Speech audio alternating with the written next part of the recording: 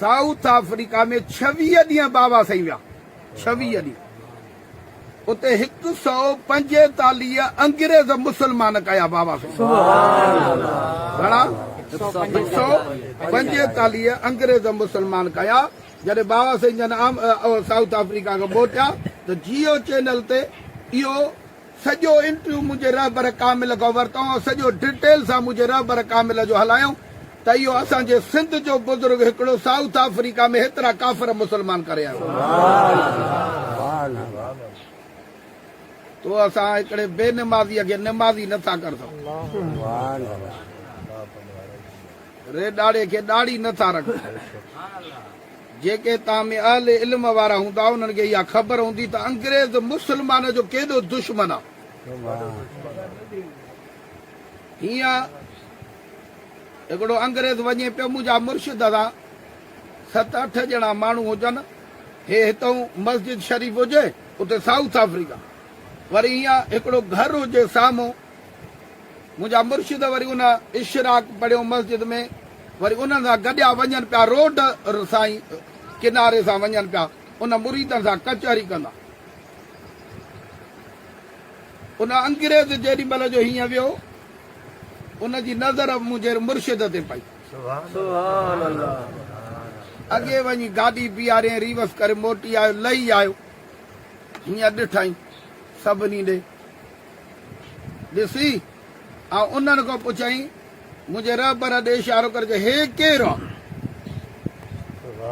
छा पुछई हाणे उन्हनि चयो त हाणे मुर्शिद असांजे लाइ आहे पीर फ़कीर असां हे त हिन अंग्रेज़ हिन खे छा ॾिसां त हे केरु आहे उहो मौली साहिब उनजो नालो बि अब्दुल कादर उहो थो चवे त मूं वरी फौरन उनखे जवाबु ॾिनो त जंहिं नबीअ पाक ते असां कलमो पढ़ियो आहे हे उनजे ख़ानदान मां आहे छा जवाबु ॾिनई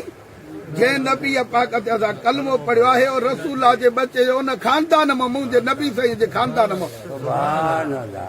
उन अंग्रेज़ हिकिड़ा लफ़्ज़ चया छा चयई कि हिन जो चेहरो ॿुधाए थो त हे हक़ ते आहे हिन जो दीन सचो आहे त मुंहिंजे मुर्शिद रहबर फरमायो उन मौली अब्दुल कादर खे त हिनखे चओ असां वञूं था हिते नाश्तो करण असां सां नाश्तो करण हलंदे हुन चयो हा हलंदो जेॾी महिल जो उते हली वेठा त मुंहिंजे मुर्शिद खे हुन मौली अब्दुल कादर खे चई त साईंअ खे ॾस त मां त मुस्लमान न आहियां मां अंग्रेज़ आहियां ऐं मूं सां गॾु मानी तव्हां खाईंदव मुंहिंजे मुर्शिद फरमायो त वुज़ू करे ऐं असां सां गॾु मानी खा चई पोइ तूं मूंसां गॾु मानी खाईंदे मुंहिंजे मुर्शिद फरमायो हा हुनजे अखियुनि मां ॻोढ़ा वहण शुरू थी विया चई त पोइ मूंखे अॻु में कलमो पढ़ा त पोइ मां मानी खावां थो चई त तो जहिड़ी आजिज़ी त असां कंहिंमें ॾिठी न छो जो तो असां त ज़ाहिर खे ॾिठोसीं हुननि वटि त आहिनि जूं अखियूं न त हे हाणे छा कंदो मुंहिंजे रहबर कामिल लजपाल जे हथ ते उहो मुस्लमान थियो वरी मानी मुंहिंजे मुर्शिद सां गॾु खाधई वरी हुज़ूर गौस पाक जे मुरीदीअ में दाख़िल थियो अलाह साईं तव्हांखे तव्हांजे बचनि खे आबाद